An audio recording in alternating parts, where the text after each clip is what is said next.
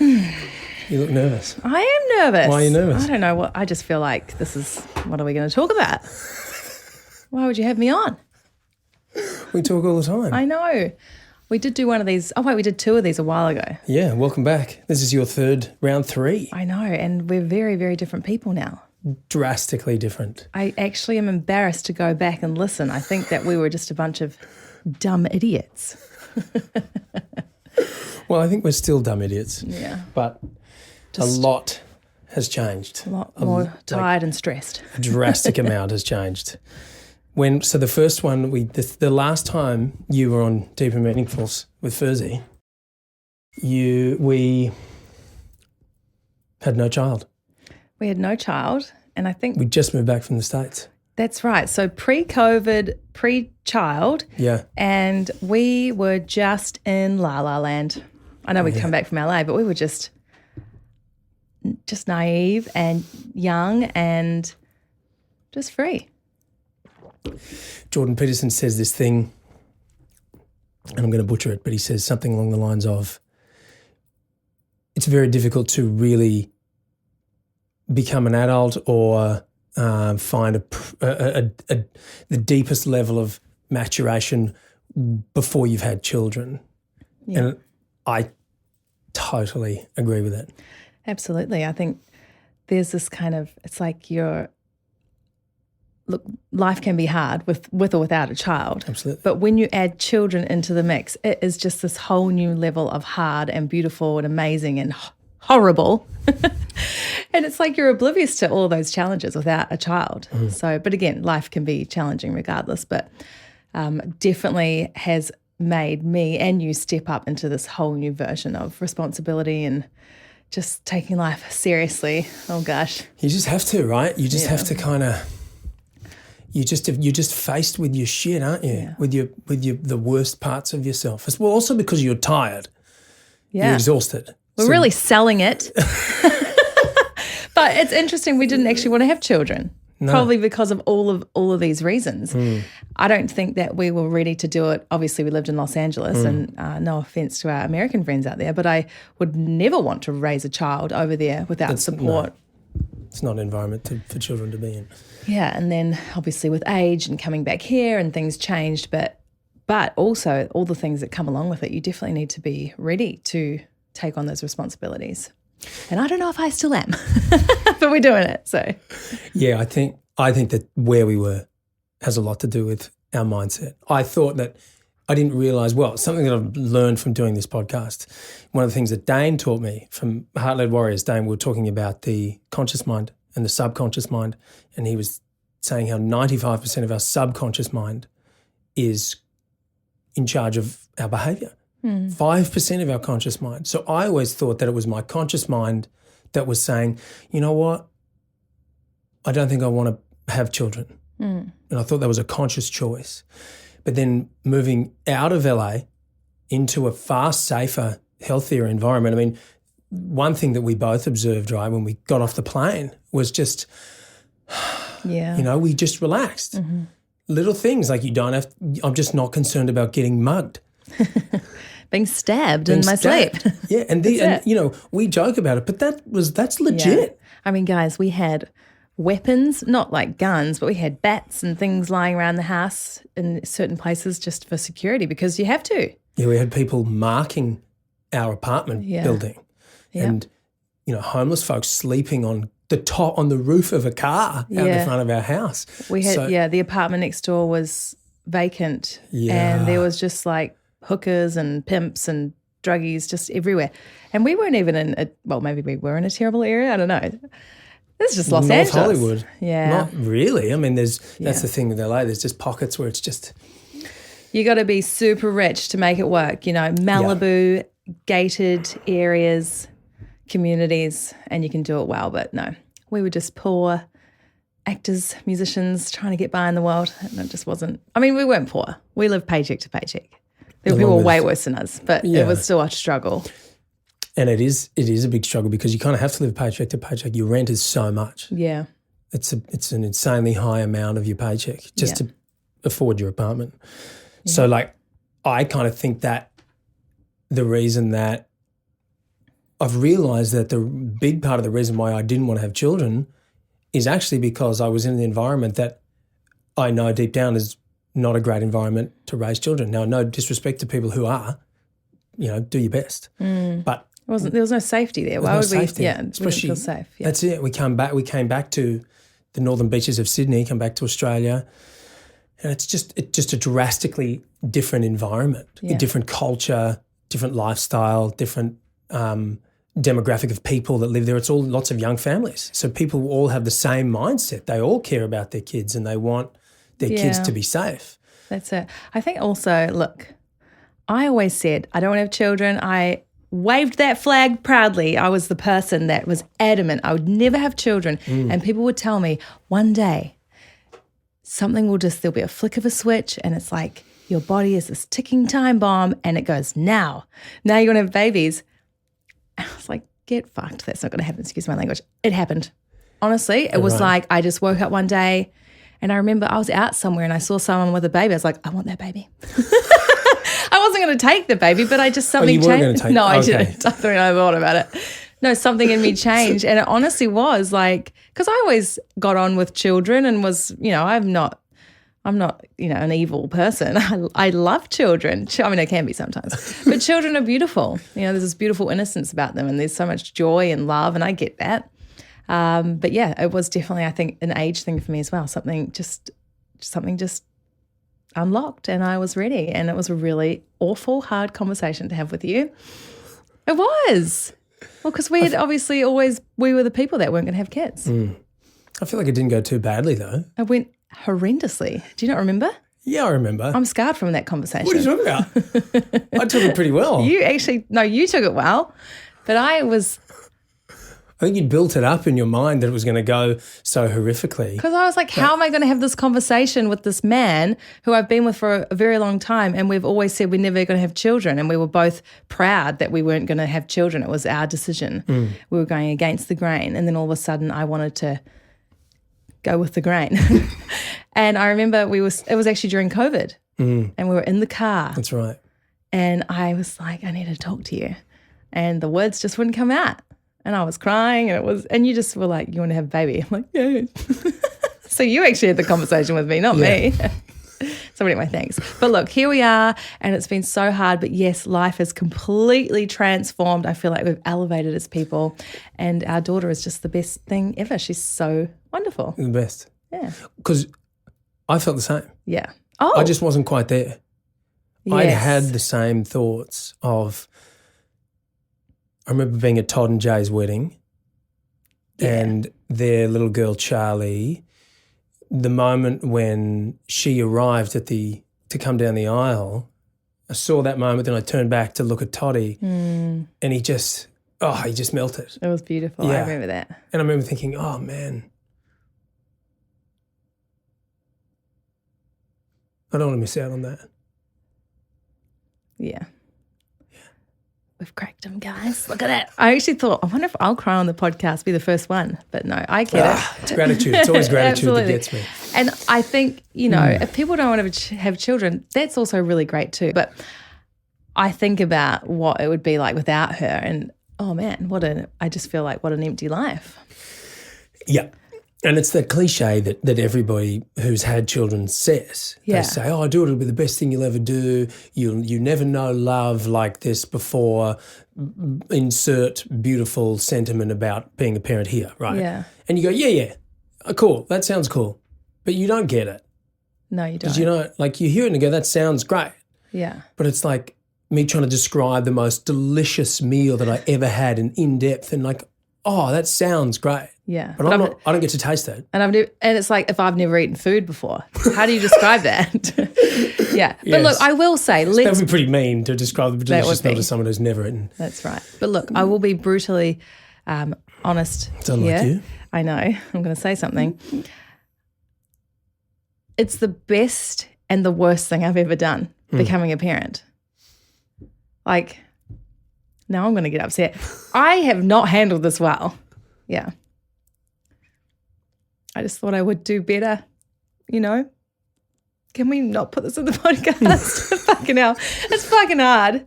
Yeah, it's really hard. I just thought it would just come like, it would be way easier, but it's definitely not easy. Yeah, it's been really hard. Look, from my perspective, you've done an incredible job.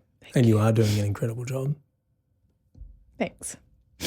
I really spent a lot of time on my makeup. It's getting ruined. All right, let's move on. People don't want to hear about us being parents. How boring. Maybe they do. Yeah, but because it's hard and people. That's what you're going to get, guys. People feel like they're on their own. Yeah, I know. You know, people feel like they feel exactly the way you feel. They feel. God, I certainly have felt that. No, they don't, because they keep having more kids. So I'm like, what am I missing here? Because I'm like, I cannot have another child. I might not make it. Do you know what I mean? I'm not going to survive another one. I don't know if we'd survive. Like, guys, the amount of times that Mark and I have discussed the divorce at 3 a.m. It's an ongoing joke, but seriously, it's happened. It's growth. It's, you know, it's just the deepest growth. The deepest personal growth, personal development. And you have to slay your inner demons, these little childlike compulsions that are lingering around well into adulthood. Yeah. If you're going to be a good parent and role model and leader, I believe. I have been faced with all of these, childlike compulsions. Because I see them in our actual child, you know, and she's 2. Yeah. Oh, shit, I have those tantrums. I have those, an adult version of those. Yeah. And no, you're pretty good, I'm not. But they're internal for me. You know, I still have those feelings, or I just check out and just don't take responsibility for things that I know I should be taking responsibility for. I mean, I'm working my best at being a lot better at it, and I know I've come a long way. Yeah. But that comes up. And just looking at that is uncomfortable. It is uncomfortable. It's hard. It's hard. But look, I think it's only going to get easier, right? Right. That's what they say. I see these forums, these Gold Coast mums pages. They say it's going to get easier. I'm almost putting faith in that. These bitches know. They're like 2 years ahead of me. So, you know. So was there a moment when you went, like, do you remember the exact moment when you were like, oh, I want to be a mum? I know. Was it just a hormonal feeling, just a wave of? I don't know. It was actually in the States something happened. That story I told you about wanting to steal the baby. Clarifying. Yep. I didn't actually want to steal the baby. Oh. I just saw the baby and it made me feel a certain way. And I was like, oh. Yeah. Are you looking at the camera like this is an episode of The Office? Do you know what is actually really funny? I'm imagining I'm looking over at the baby. Oh, right. And it just happens to be at the friggin' camera. So, okay, awkward. No. So you can talk to the audience if you want. So, look, that was the first time. And then, it was when we moved back and settled in. And then also I think there was a couple of comments, you know, you'd made about the wedding with Todd and Jordan and Charlie. And I was like, oh. So it was just kind of building. But then look, that conversation happened during COVID, the worst time. Oh, my God. What an awful time. Yeah, that was to rough. Start wanting to plan a family, but so it just gradually built. And I think also when COVID happened, I thought, well, you know, I had all these plans to build my career, moving back to Australia and then more travel and exploring this kind of, I guess, different version of freedom in a place that felt really secure and safe. And then with COVID, it was like, well, I mean, what's going on in the world? There is that sort of, you know, body clock, like. I think I was 35 when we had Soma. Like, for me personally, I wouldn't want to be any older, only because the tiredness that I feel, I can't, as I'm getting older, I just can't, I don't know if I could go through it, but hats off to the mamas out there that'll, you know, having babies in their late 30s and 40s, because you can do it, but I just can't. Pregnancy's fascinating. It's full on. Yeah. Like it is the amount of respect that I gained from just living with you through pregnancy. Sorry about that. For you and for women. Yes. Is huge, because you don't, again, it's one of those things, 9 months, you're pregnant for 9 months, you grow the child and, you know, and then you go into labour and you have a baby. Yeah, I get it. No. 9 months. Start a timer. Like I have this thing that this is a movement that I thought that I wish that if we were to have a second child, this is what I would do in order to commiserate with you. I would grow a beard. Oh, it's exactly the same. For 9 months. It's not even remotely close, but you know what I mean? You it's poor like, thing. This is something so that as a man, I can go, okay, this is something that's like, because it'll get uncomfortable. It will get uncomfortable. Mildly uncomfortable after a little while for you and for me. Yeah. And this is like a minuscule little fraction understand. of what it's like to actually be growing a baby. Pregnancy, I feel like I've just kind of, I've blanked it out of my mind. That memory's long gone. The only thing, it was cool. It was cool. You're such a savage. I am a savage. And also we don't need to talk about it too much. It's a miracle and it's a beautiful thing, but it's pretty uncomfortable. I had this vision of me, working out and doing all these things, doing yoga. I did, obviously teach yoga, but I couldn't even walk around the block last few months. And the heartburn, I just travelled everywhere with my Gaviscon bottle in my bag. Yeah. And I was very resentful of you. How could you do this to me? Yep. Yep. But anyway. All the feelings. I have some quotes written down on my phone from pregnancy. Actually, let's just give it, a bit of a background. Mark does this amazing thing, and I think everyone should do this. He has this in his phone. He just writes down quotes, funny quotes, silly quotes that his friends and family have said over the years. They go back like pre-me, right? Yeah. Because we've been together 13, 14 years. I've been doing it for 20 years. Yeah, so I've got some doozies in there. This is great. This was you in the 3rd trimester. Like, I get that pregnancy's a miracle and all, but fuck, I'm over it. Yep, can relate. What else we got here? Oh, this is in the 1st trimester. I want you to have fun, just don't do it around me. Yep. Should write a song. That should be the title of a song. Yep. Goes out to all the pregnant women out there. Yep. Here's another one. This was during pregnancy. I've got nothing wrong with me apart from a shitty attitude. I think it's still valid. Yeah, this is the heartburn, 3rd trimester. Ugh, this heartburn. I know it's not your fault, but fuck you. Yep. So a lot of this good stuff was, this is a good one. This was in the 3rd trimester. Can you stop talking in a South African accent? It's actually giving me anxiety. Look, it's quite harsh. It's not a great, did I do a good one? Harsh. It is harsh. We got South African friends, love you, but it's a little harsh sometimes. Yeah. Especially when you're pregnant. Yeah. And it's not your real accent. This one might be my favourite. This is, well, let me just say it. Lolly, sorry for screaming. Obstetrician, it's okay. You're having a baby. Well, at least I was still, being mindful. Yeah. Being courteous. Being courteous, yeah. Yeah, we got some gold out of that pregnancy period. Yeah, we definitely did. And you didn't do any vomiting, did you? No, but I had a lot of morning sickness. It just didn't, I was pretty nauseous for a good 14 weeks, but it was pretty uneventful, the pregnancy, which was lucky. It was pretty good. It was during COVID, which was weird because I only actually saw a midwife for the first time at 28 weeks, which I think is really irresponsible because you'd talk to them on the phone and they'd ask you these questions. It's like, I don't know. I've never done this before. I don't know what's normal. So, you know what I think it was, I don't know about for you, but for me, something that was very comforting was when we went to that calm birth course. Yeah. I can't remember her name now, but she was wonderful. We went into her home. Yeah. She gave us what was like a 2-hour, 3-hour course on this thing called calm birth.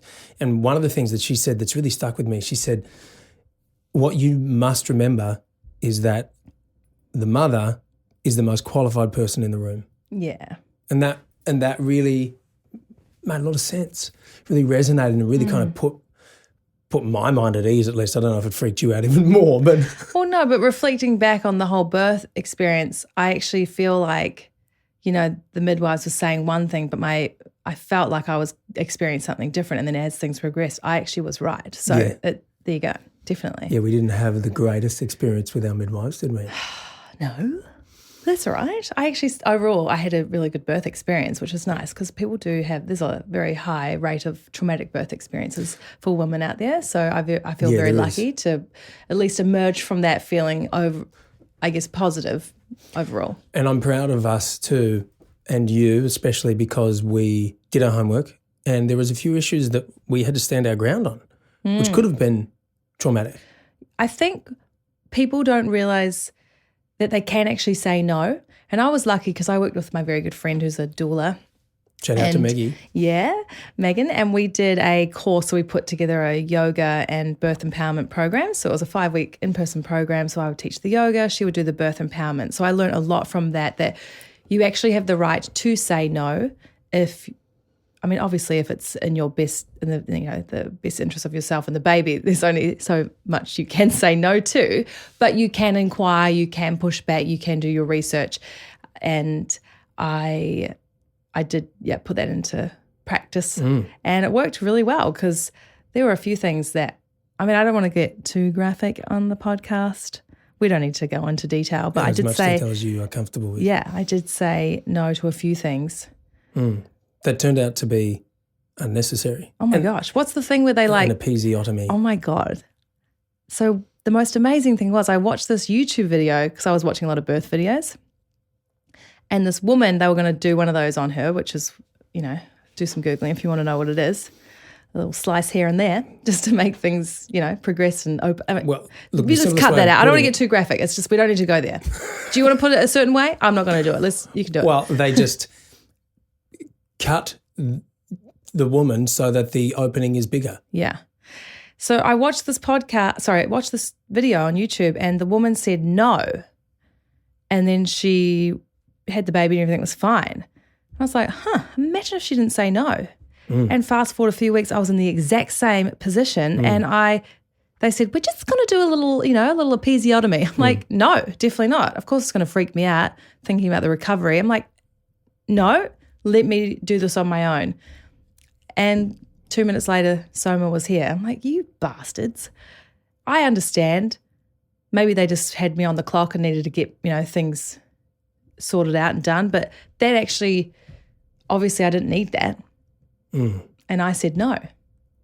But if I hadn't watched that video or if I hadn't gone through that program with Megan, I would completely be at the mercy of, and maybe I would need to have that done if the baby was in distress or there was something going on. I'm not saying just say no to everything, but you can inquire, you can do your own research, you can get clarification on why. And they didn't just listen to me because I'm the expert. They are the experts. But they obviously in that moment could see that, okay, it's not actually an emergency right now. She has declined, so let's see how she goes. And and then I had the baby and everything was fine. So it worked out well. It really did, and it is tricky because on the other side of things, sure, there's an argument to say, well, if you had declined and it hadn't gone well, then the baby could have died, the mother could have died. Yes. So that's a very extreme way of putting it. But it just feels as though there is a real incentive and desire to intervene more than is necessary. That was the sense that I got. Yeah. I'm not saying intervention is unnecessary entirely, but it feels like there's a desire to intervene more than is necessary. Potentially. I would have to agree. And I don't think, we're not the experts here. So you have to do your own research. But I think there is a little bit too much medical intervention when it comes to birth. It's not actually hard to find any information on that. It's actually everywhere. And in Australia, our caesarean rates are like ridiculously high for compared to the rest of the world. So how's the rest of the world having babies? Yeah. Why Don't go to Brazil though. What's happening in Brazil? Well, they just opt for them, don't they? Do they? There's a documentary on it actually. Really? And it's just pretty much like, very, very high rate of, because it's like, let's just book it in on the schedule and this is when we're going to do it and get the baby out and then let's get on with things. And each to their own. I don't want to talk on it, to be honest, because this is going to open up a whole can of worms and everyone has the right to do, are you listening? Everyone has the right to do whatever you want to do. Of course. Of course. Everyone. Yeah. Yeah. So. Yeah, but all we're talking about is our experience. Yes. And it because we'd done our homework and we knew what we were potentially being pressured on and what was necessary and what was unnecessary, I'm glad that we did that. We did do that. And you know what? Things don't go to plan. I was like, I'm going to have a natural birth. But if I need to have the epidural, I will have it. But I didn't want to have it. But guys and girls, it's like things progressed very quickly, and it was within a few hours. I was like, I need help. Yeah. I need help. Give me the epidural. But it happened fast. Like you were a trooper. You were powering It through. went really quick, didn't it? It was yes, thank you. But so I did have it, and it was great, and it was actually kind of good because it wore off towards the end. So then I felt the end as well. So a little rest in between. It was really, I needed it. And nothing like a bit of fentanyl straight into the spine. oh, give it to me. Yeah, I needed it. It definitely was. I mean, that was the most insane feeling in your body. I don't even think you can call it pain. It's not pain. It is pain, but on an extreme Deeper. level. I don't even know what that was. That was very, very, what's the word I'm looking for? Overwhelming. It was overwhelming. I've never experienced that feeling, that sensation, and I won't feel it again. It was amazing to see you go through it and to be there. And obviously, what can I do? I did the best that I could to be a support person for you. You did great. But to see you were like really working, and then you reached a breaking point and you kind of started to panic. And then I started to panic. You know what it was? They were like, the water, get in the water. But there was no pool, so I had to get in the shower, and that was the worst. That was awful. That was awful because I'm not one to just parade around naked anyway. So then here I am in labour, in the shower, a bunch of people around, and that was the tipping point. I just thought, this is so awful. Yeah, it wasn't quite right. And then you have to try I got and in get with you, but dressed. it wasn't the same, was it? It was just weird. Yeah, don't do the shower, guys. Yeah, the bath. Get in the bath. Yeah. Yeah. Or just stay on the bed. And then I nearly passed out. You did? Oh, we're going to go there? So you have the tendency to, have your body has a reaction to blood or needles. It's not your fault. Your body it's your body. It's your body's fault. You don't consciously do it. No, it's not like, because I can watch very graphically violent movies. I was watching Sisu the other day with Nazis getting their heads exploded. Definitely not. Fine. No worries. But when it's real, I look at it and I go, that's bad. And then my body goes, no, off. I know, and I'm waiting for the epidural. It's taking about an hour, and then I look over and you're on the floor. The midwife is fanning you with the fan that I'm supposed to be getting fanned with. I just thought, could you do this to me? Well, yeah, so I was hanging in there for so long with you, and I was hanging in there. I was fine. You were doing really well. I was fine, and then it was the fluid in the arm. So they were trying to give you fluids, and they put the drip. They missed the vein. They missed the vein. These guys did so many things wrong, honestly. They missed the vein. I looked down. I've got elephantitis arm. My arm is the size of my thigh. Your arm was like ballooning out, and because I saw it first. I saw the midwife saw it first, and they were pretending like everything was fine, but they were trying to figure it out. Then I noticed that there was something wrong because of their body language, and you've got your other arm over me, and you're in between contractions. And I noticed that something's going wrong. And then I see your arm that you hadn't seen yet, and it's ballooned out. I was like, ooh, oh shit!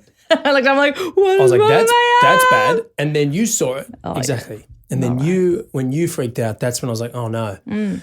She's really in distress now, because you were keeping it together and you were doing your best and you were doing really well. And then the panic, when you started to panic, I got really stressed because I wanted you to not be panicking. I wanted you to feel safe and feel calm, and I could tell that you didn't. Yeah.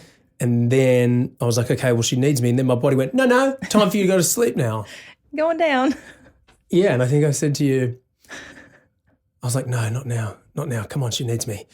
And I went, nah, I'm going offline. I went, babe, I'm just gonna sit down for a minute. And then my legs just fell. It was really sweet, though. I didn't actually faint, though. No, you didn't. And you didn't spew, but you were on the ground. You're like, you got this, babe. Oh, it was so sweet. You were pale and sweating, and I was a little bit annoyed, but you were still supporting me from down there. So it was very sweet. And you did very well. I was expecting it, so it wasn't completely unexpected. The other thing they did is I had the gas, and they had the gas on full rip. So at the highest setting, and this God, there was that bulldog midwife that was she was just really not the nicest. She was a awful. bitch, yeah, capital B. And because you were like, oh, I can't do it. You were trying to do the gas and you're like, I feel sick. I can't do it. It's too much. And she goes, you just have to keep it on. Yeah, just keep it on your face. Telling me it was on the lowest setting and telling me to suck. I'm like, oh my gosh. And then they realised it was on the highest setting. That's why I was feeling so unwell. But yeah. Like shout out to the midwives at Northern Beaches Hospital. Yeah, these are rookie mistakes. Yeah. This we have a right to be able to go, hey guys, you kind of fucked up there on a couple of things. We should have written a letter actually. We should write a stern letter. We actually should have. You know, a few other things happened and it's not okay. But we got through it. We did. And it was amazing. It was incredible. So let's go to that next moment, right? You got this little human. Yeah. And just the oxytocin is flowing through everyone. And you're like, that's for me the moment when the intense, like the love for this little person, but then also it started of the journey of me realising I don't know what I'm doing. Yeah. Neither did I. Yeah. Yeah. You handled it way better than me though. Because I was high as a kite. I wasn't having that come down yet. Yeah. Yeah, no, it was weird. I like just got up and started cleaning the room and getting ready to move. I'm like, man, this is like I've just popped a baby out. I'm ready to go. Yeah. Yeah, but it was again that sort of like high of everything. But yeah, it's when you get home, your visitors leave, and then you kind of go, ooh. Yeah. What is this? Yeah. And I think it's hard for the dad or the guy because you don't have that, I guess, physical bond or the hormonal bond, and then you have to just learn this new attachment, you know, to this little being that's come and ruined everything. You know what I mean? No one's sleeping, Sure. You're not talking to each other in the way you used to, you're not reacting like you used to. But your whole life is, everything's it's changed. It's not a resentment toward No, the baby, it's not. It's but it is shocking. Because as I don't know if I'm maybe a lot of other dads can relate to this. I know a few that I've talked to. They go, yeah, I felt that too. Where it's you just you feel like you're thrown in the deep end a lot more because you don't have that. No, I'm not pregnant. That instinct, yeah. I'm just doing my best to make sure you're comfortable and give you a foot rub and run the bath for you and whatever I can to make you comfortable while you're pregnant. Dodge the attacks when they come but nothing's changed in my body. No. My hormones haven't changed. This is true. But then everything changes. And then everything changes. Bam. You have the most intense day of your entire life by far. And then here's an infant that can do nothing. Yeah. Sort it out, figure it out, off you go home. Yeah. Oh, I remember because we had family, my sister was in town, she's obviously got her daughter, so that was good. We had a little bit of support there, but it was once everyone left and then it just became this kind of, the anxiety, like leading up to the nights, like, oh my God, what's going to happen? I don't know, how are we going to do this? How are we going to get this kid to sleep? Whew, you know. But I think that's all part of it, right? Yeah. Yeah. That's what makes you such a better person because you are in a pressure cooker situation and it's sink or swim. And of course we're, talking about how difficult it is, but I wouldn't have had it any other way. Like it's made me so much stronger. Yeah. It's made me a better man, a better husband. It's made me into I can't prioritize striving to be a better dad higher. Like it's just made me see myself and work on myself in a manner that I've never thought was possible. Yeah, and it's as we know, like that's through the hard times is where the growth and the change happens, and there's I think no bigger challenge than becoming a parent for the first time. So pressure creates diamonds, babe. That's right, babe. Couple of diamonds. Couple of cheap lab-grown diamonds. Yeah, so anyway, let's move on from pregnancies and episiotomies, shall we? Okay. I don't think that people want to hear that. I think people do. Really? Yeah. Oh, God, hey, turn this off at any time. Yeah. You know? Yeah. I'm only on because you ran out of people to interview. Okay. We don't need to be putting that out there. She had a drink. That's it. No, but I think, look, there is some truth to that. But also, we were talking about having me on because I've been on before and, I'm really proud of you for getting this podcast up and running. It takes a lot. I don't know if people realize how much work goes into these podcasts. When you first started this, you were gone in your studio. I'm like, can you just actually relax yourself with all your video editing and your captions and your audios and your YouTubes? You need to just rein it in. But you're a perfectionist, but it takes a lot of work. And I think you've done a really amazing job. And Thanks. you're putting some really good positive things out there into the world. Not like my podcast. Your podcast is great. Should we talk about it? Let's talk about the podcast because I feel very conflicted about it, to be honest. Can't handle the grimy sandal. Can't handle the crime and scandal. Yeah. Listen wherever you get your podcasts. Yeah. Episodes released every Monday. I think it's great. I really enjoy it. Well, I edit it. Yeah, you do. Well, we both edit, but yeah, I sort of passed it off to you. So why did you start this podcast? What is it? Okay. What is it about true crime I know being so interesting to women, especially? Know. It's a. I don't know. I can't answer that. I'm sure we could look it up. There's probably some psychological reason. Because it is fascinating how much the audience is dominated by females. Yeah, it's massive. But yet a lot of the stories are about horrific things happening to females. Oh, yeah. There are some horrific females out there doing some bad shit too, though. Yes. Yeah. Yes. So for me, if I can talk about the reason that, there's a couple of reasons why I'm, really loving this, and a few reasons why I feel like, this is the right thing to be doing. So first off, I'm a twin.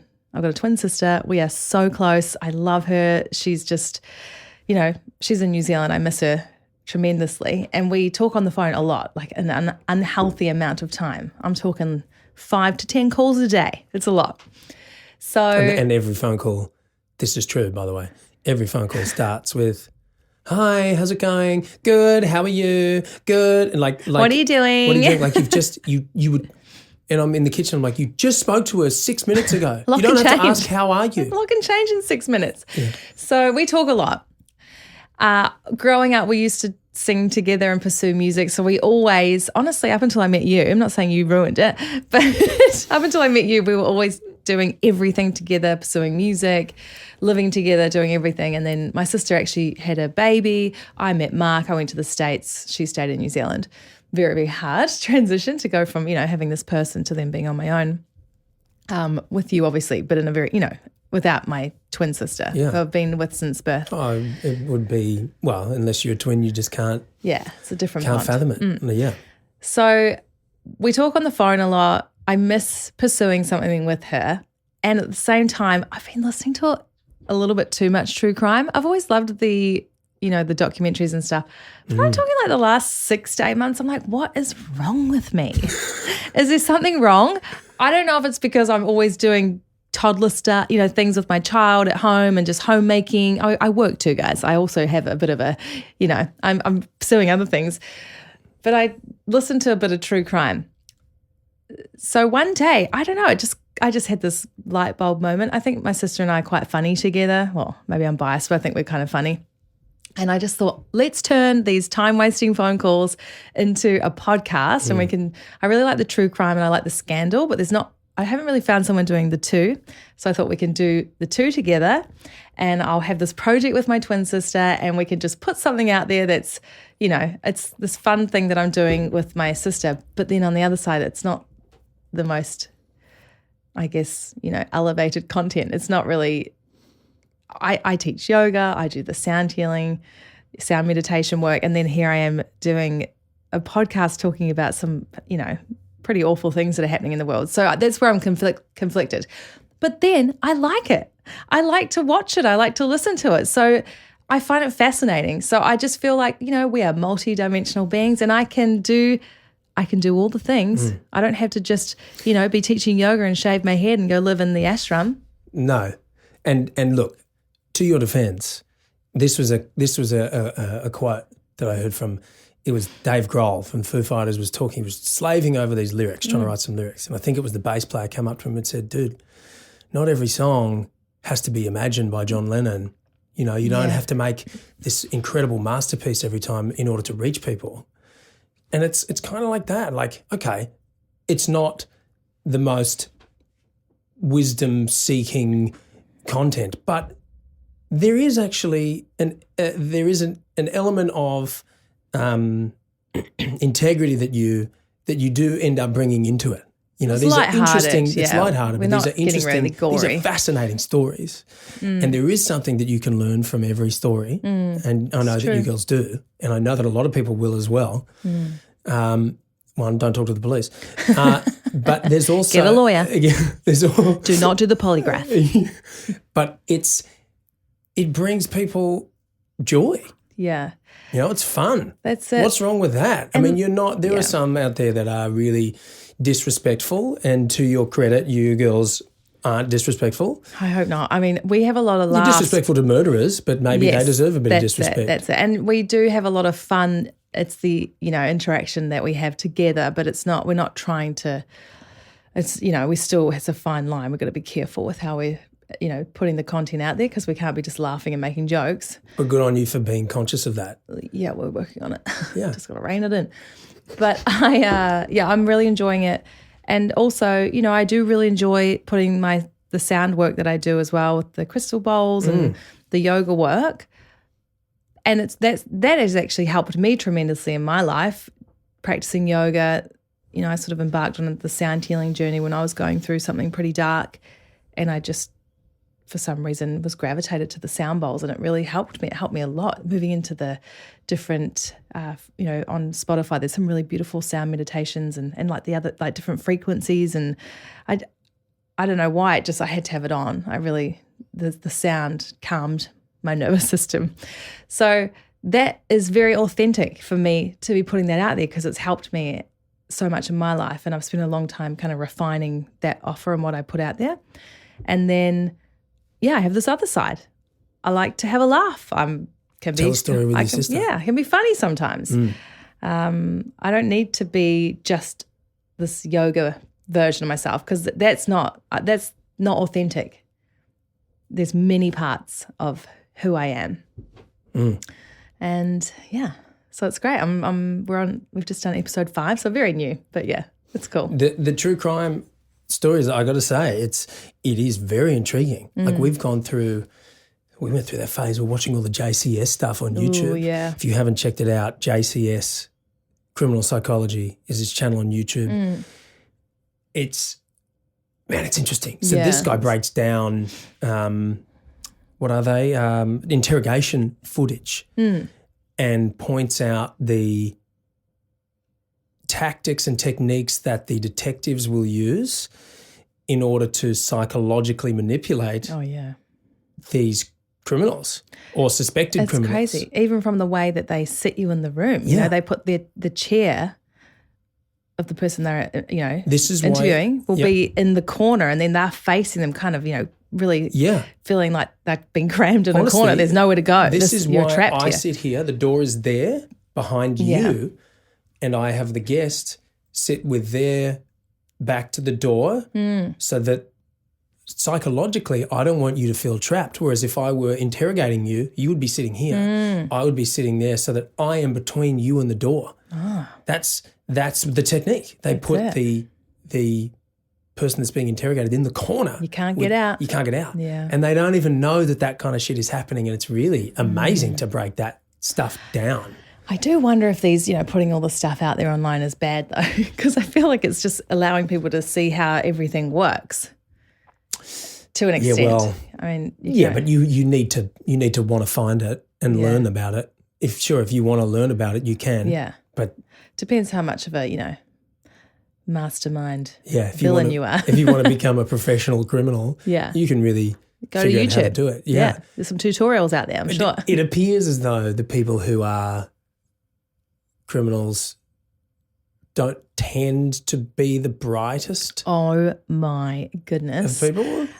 When I'm doing this research, I just cannot believe how stupid people are, because we obviously do a bit of research trying to figure out the story, and so you find out a lot of information. So when you're sort of compiling it all and you're writing it all down, it's like all the pebbles lead back to you, the person who is the center of the story. It's like this is so blatantly obvious. Yeah. But maybe a lot of these people, I think this is why it's so fascinating. A lot of these people are just like you and me. they seem like normal people. They're just out there in the world, families, the last story we did as a yoga teacher, and they just get so emotionally compromised that their emotions are just like the rage and anger or whatever's the driving force, greed. A lot of it's greed. It tends to be a lot of greed, a lot of jealousy. Just becomes so, that just completely rules them, and then they're just running on high emotions and think that is, murder or scamming people is just the best way. They can't see beyond that action. It's so crazy. I've just come up with a theory. So you know how when you practice your show, you practice singing, you practice your act, whatever it is, playing guitar and singing or playing the bowls and doing your ad-libbing, you practice it on your own.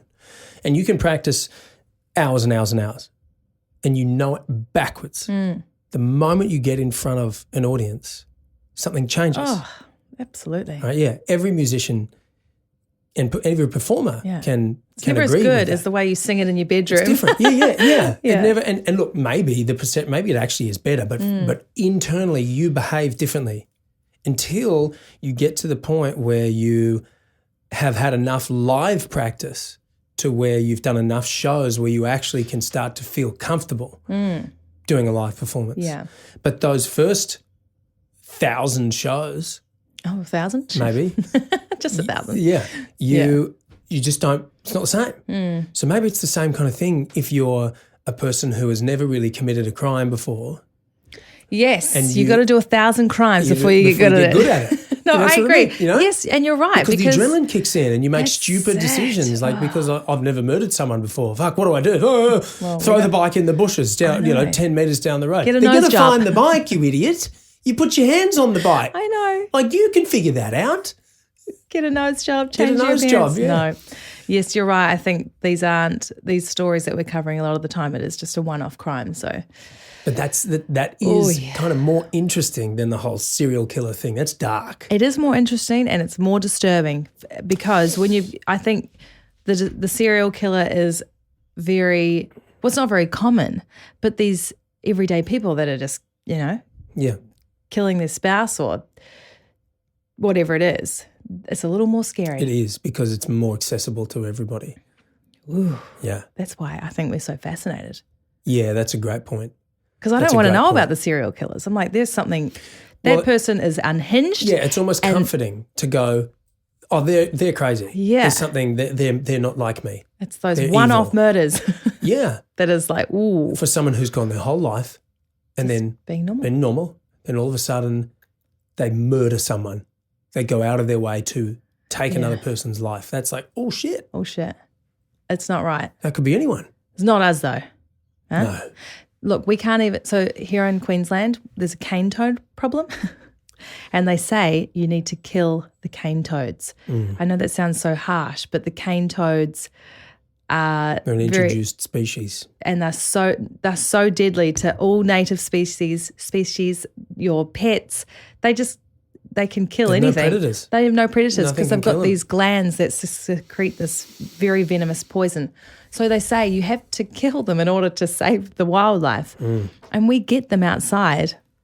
And they're quite big. They're like the size of your hand. Huge. And we can't bring ourselves to get rid of them. It's so mean. But they say you have to do it. Oh, yeah. So I just feel like, no, we're still good people because we can't kill a Then cane again, toad. here's the question. Would you kill a murderer? Of course. Just kidding. No, sorry. It depends. No, probably Okay. not. But if I had to, if they were like going to do something to my family. There's a man. He's standing in a room. You have a button that you can push or not push. If you don't push the button, he's going to murder people. I'm pushing it. You push. I'm sucking it. Sorry, you have to get rid of that bit. You have to get rid of that bit. No, that's from a meme. It's a funny meme. Yeah. I'm pushing the button. So why aren't you killing the cane toads? Because the cane toads are going to murder. There's no button. Well, it's not a button, it's a shovel Well, you can do it. or a golf club. I know, but it's not the cane toad's fault. I know. So that's the thing. They Yeah. haven't come here. You know, Yeah, but so this man, it's not his fault. Something comes over him and he doesn't consciously do it. Do you still kill him? it's not. It is his fault. No, but it's not. He's got to go. So why do you have more empathy for a toad? Because honestly, if we look at the history, the cane toad was brought into Australia so it could eat these fruit flies that were, demolishing these crops. Yeah, it was the cane beetles. Something like that. So they brought these toads in. They can't jump high enough. It's so stupid. I know, but you know what they can do is they can make a lot of babies. Yeah. A lot. Like and I'm talking dogs and 30,000. Yeah, sorry. They eat the native frogs and So it's really bad. But there's so many of them. It's not their fault. No, it's awful. And here's the thing: they're big enough for it to feel quite wrong. Very wrong. To kill them. It's one thing to kill a fly. I'll kill flies all day. I'm sorry. Australia, it's not right. There's a lot of flies. I'm from New Zealand. A lot of flies, a lot of bugs, a lot of spiders. Yes. Flies. No problem? I'll get one of those. What are those things called? Those fly guns? Bug assault. Bug assaults. Haven't got one, but we're going to get one. Yeah, we need to get one. But a toad. Yeah, it's too big. It's the size, you think? Yeah, it's the size. And they're kind of ugly, but in a cute way, Yeah. And look, there's a fascination. In New Zealand, we don't really have just frogs hanging out in the backyard, toads. It's like, wow, look at that. But then they eat the green tree frogs. They eat their babies. And green tree frogs are way cuter. Well, I think you're going to need to start taking care of these cane toads. You're the man of the house. Yeah, I've got to step it up and just flinging them up the hill, don't I? Yeah, I think that's probably even worse.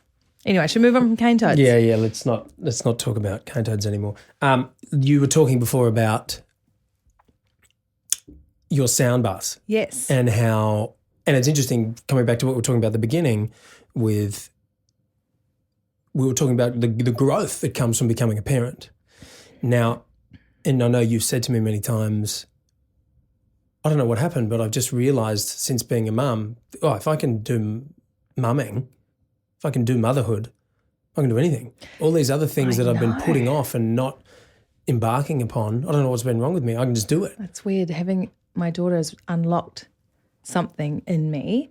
Talk to me about that. And maybe it's because I feel like there's no, time is running out. Time goes so quick when you have a child. So, and also we did just come off, the back of COVID and being locked down and moving to a new country. Yeah. There was a couple of things that really brought that into our perception. Yeah. Yeah. Having all of our activities, being deprived of all of our activities. Yeah. Against our will. And also being responsible for a little baby. Yeah. And doing that. Yeah. Those two things combined. Yeah, you're right. Yes, and I think we lived in America and you were pursuing acting and I was just hanging out. I really just, look, if I can be honest, I gave up all of my goals of being a musician and just said, I didn't really enjoy living over there. I was cocktail waitressing and just, it really felt like I was just wasting my life over there because I didn't know what to do. I didn't feel like I was good enough to pursue music out there. I was always doing it with my sister and it's an icky town. It's not a good place for me. So I just sort of, retreated. I wasn't a very inspiring person. In fact, you actually told me that one time. The best thing you ever did though. And it wasn't with malice. You weren't trying to make me feel awful about myself, but I needed to hear that because I just turned into a very shit version of myself because I was unhappy with where I lived and sort of put the blame on my surroundings where I had to go, okay, take some responsibility. I'm in control of my future and my life. So that's all sort of happened. And then I moved into the fitness space after that, which was cool. But just on that is something that I have, sorry to interrupt you. It's okay. But I feel like that's something that's, we're not perfect. We have been together a long time. Long time. And I feel like that is something that does definitely help to have a healthy relationship, to have a partner that you can hold you accountable, because you've certainly done the same for me. I have done the same, absolutely. And it's really hard to hear, but that's only the ego that doesn't like hearing it because it's you would never say it to me and I would never say it to you if it for any reason other than to help. Because I love you, and vice versa. And this is why we need people that lift us up and not sort of, keep us down and just give us more booze. Have another drink. Don't worry about it. You know, you want someone to go, hey. Yeah, in a way, yes, people are almost more damaging than mean people. Yeah. Because, mean people's awful. A mean person is... Constructive criticism. Yeah. That's how it is, We need that sometimes. So anyway, sort of got on a better path, left the States, which was great, plummeted into lockdown, I was just starting to pursue some new business things and then plummeted into newborn lockdown. So it was really after just having not the ability to do anything, it just sort of lit the fire under my butt. And so, I think in the last year I have achieved more in my career than I have probably in the last, 10 years, probably my whole life, actually, in my whole life, which is crazy because I'm also, trying to do all this while pretty much having our daughter full-time. She goes to daycare 2 days, but we do all of this, with her running around. And, but I do think it's a couple of things, just, having the freedom again, having the pressure of we have a child and I have to look after her future and I want her to be able to provide for her. So what does that look like? And also the time of sort of going, I thought I would have achieved more by now. And I know I have some good things to put out there into the world. So let's just do it and just get out of my own way. I have a lot of, the imposter syndrome has definitely been something that has been a big problem for me. Never feeling like I am good enough or ready but I'm transcending that. Absolutely. You are. Yeah. But it's still there. I think maybe we always have it. Do we always have it? I do. I think that we always have it. But I think that the difference is actually listening to it or, letting it call the shots or listening to it and going, okay, interesting, I'm going to do it anyway and I'm going to learn and not being afraid of making mistakes. Because that's where the learning is. That's where the good stuff is. The failure. Yeah, embracing the failure. Yeah. That's a big one. Yeah. Once you get hold of that and go, because once you realize you cannot not fail, even in your own little ways, even if they don't seem like big failures, you're going to fail. Yeah. You try something new. Even if you try something you're really good at, you're still going to have failures. That's it. So if you try something new, you're going to fail in little ways. So you either go, I failed, I stop. Yeah. Or you go, I failed, what did I learn? That's it. I learned a new thing. Great. Now I can pick that up and keep going and I don't have to make that mistake again. That's it. And I think for speaking to why you were able to come to that realization and why you were able to get more done in your, career aspirations since becoming a mum, on a simple way of breaking it down, it's like, man, if I can get up at 11 p.m., 1 a.m., 1:45 a.m., 2:30 a.m., every night for 6 months, 8 months, 18 months. More like 14 months. Right? Okay. Yeah. Then you go and you just do it. Yeah. Then you realise, I've got the capacity to do that. And that's fucking hard. It is hard. That's hard. That is actually. It's like I can start a business. That's it. I can start a wedding music booking agency. I can learn a new instrument. I can do these things. Yeah. Whereas before you're like, no, I can't do it. It's too hard. That's where I was at. And I was like, this is hard. Maybe I'm not going to do it. Yeah. No, it has definitely. I feel like it has. It's like if I can do anything. If I can do this. Look at all the things that I've done. I grew a little person and I pushed her out of my vagine. I didn't sleep for 2.5 years. You did, yeah. I didn't sleep, honestly, because you don't sleep the last 6 months. I'm only now just sleeping. She's 2. That's why. That's the real reason we've only just anything. gotten you on the podcast now, because I know, because I looked like shit before. The demon's gone away. Yeah. So anyway, it's amazing, and I feel like I've started a little late in my career, but I'm really proud of myself, and it's nice to be able to say that confidently. Yeah, I'm proud. I'm proud of myself. You should be proud of yourself. Thank you. I'm proud of you. I am proud of you. Getting all mushy over here. So talk to me about the thing that mentality made you embrace, the sound bath. What do you mean? Like, talk to me about the sound bath. Talk to you about the sound baths. I can talk to you about. Okay, so what have you learned? What do you do? What is a sound bath? Sure. Okay, let's talk about. Okay, so because it's an interesting topic. It is an interesting topic. Yeah. Now it can be easily dismissed if you are uninformed. Yeah, there's a few because so I don't actually call myself a sound healer or a sound healing That's facilitator. Yeah, I don't like that. And if someone refers to themselves as a healer or a sound healer, that's great. And maybe they've done a lot of education around it. But you would want some healing. If someone's calling themselves a sound healer, I want to be healed. Yeah. And you can have a very healing experience at a sound bath or a sound healing event. And so if I did mention a little bit earlier, if I can go back to how I discovered the sound bowls. So crystal sound bowls, so basically, if you don't know what they are they're made out of crystal quartz, and they are these beautiful bowls. You have a mallet, so it's if I can put it really simply, a wooden kind of handle with a round rubber, a round rubber ball on the end. Yeah. You also have a suede mallet, and you rub the mallet around the outer edge of the bowl, and it creates this vibrational resonance. So the sound, but there's this vibration as well.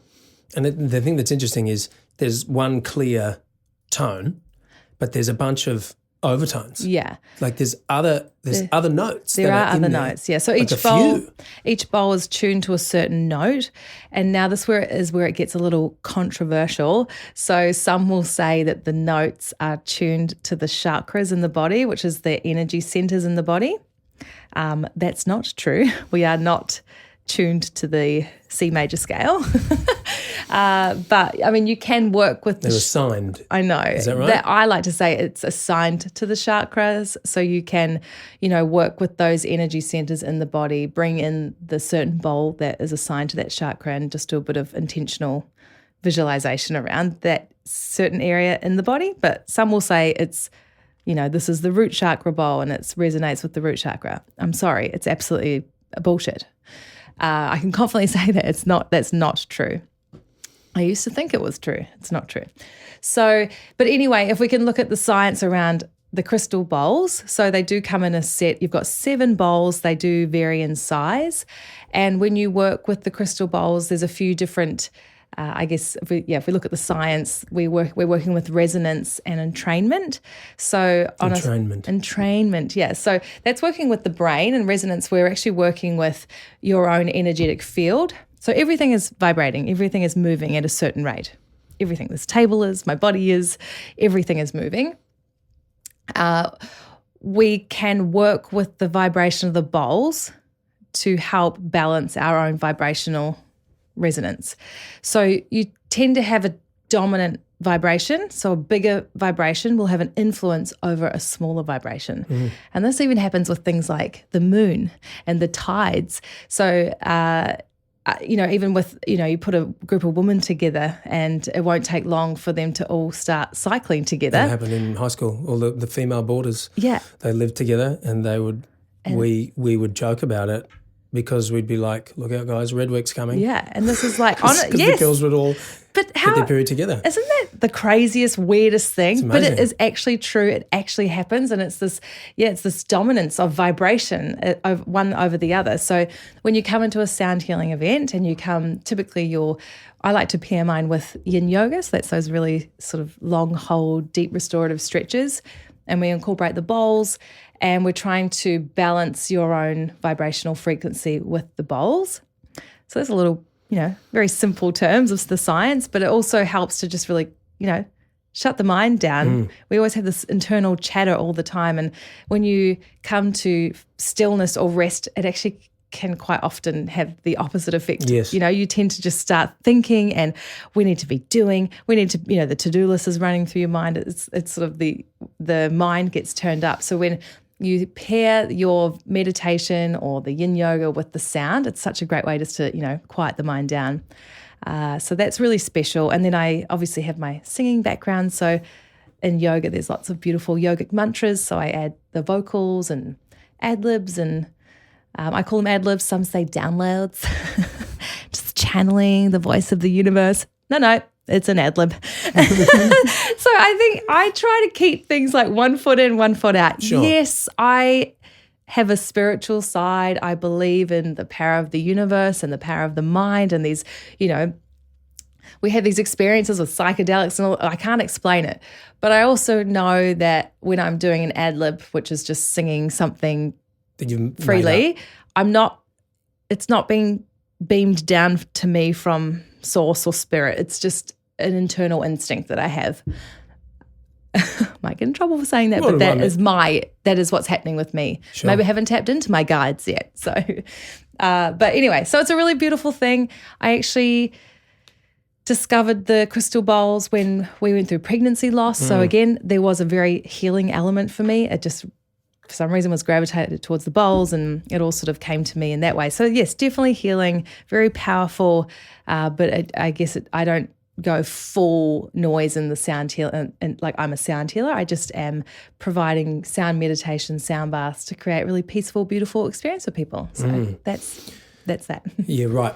So when you're talking about how we've allocated certain frequencies and tones to certain chakras, and how there's some people that believe that our body is tuned to these things, but that's just not the way it works. It's an allocated frequency. Like, I think that we could probably measure the frequency or the vibration of the energy centers, but I don't believe it would be a perfect D chord on the piano. Yeah, of course. Yeah, it might be a certain frequency. I'm sure that we could do it. But a tone. These crystal bowls,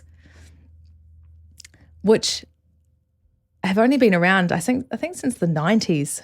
Maybe the 80s, and they came from Silicon Valley, actually. I know. Did they really? Yeah, so you got the So the Tibetan bowls would be way older. The Tibetan bowls are very old, I think they're thousands, brass? hundreds of years old. Yeah, brass. Actually, no, they're made out of 7 different metals, so wow. zinc and brass and gold, silver. Very different sound. Very, very different. Yeah, very different. But I think the crystal bowls came, again, I haven't got all my information to give you on this, but I think they came from Silicon Valley, and it was something to do with computers and chips, and they would make these bowls. I know it was like recycled, I don't know, they would put things inside these bowls, and I don't know how they've managed to make their way into yoga and meditation, but it's this weird crossover. Yeah.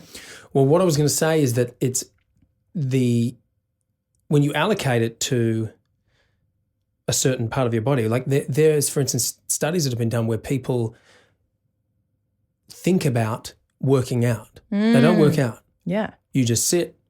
I don't know what the protocol is, but they spend a certain amount of time every day for a certain amount of days meditating on working out, thinking that their muscles are going to get bigger and stronger, and when they measure them before and after, their muscles have gotten bigger and stronger. Yeah. It's happened by the power of their mind. So when you say we allocate this frequency, if you're playing one bowl and say, I invite you to bring your intention into your root chakra, which represents being grounded and security, stability with your environment, and right. Then okay, well, there's the connection.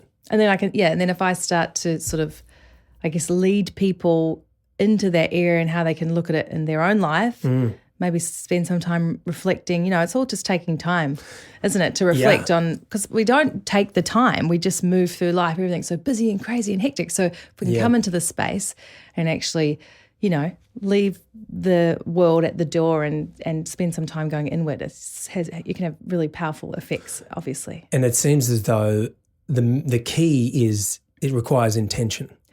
Because intention is everything. Yeah, you can do it. I think maybe what some are hoping for is take a pill, don't have to do any work, let it happen.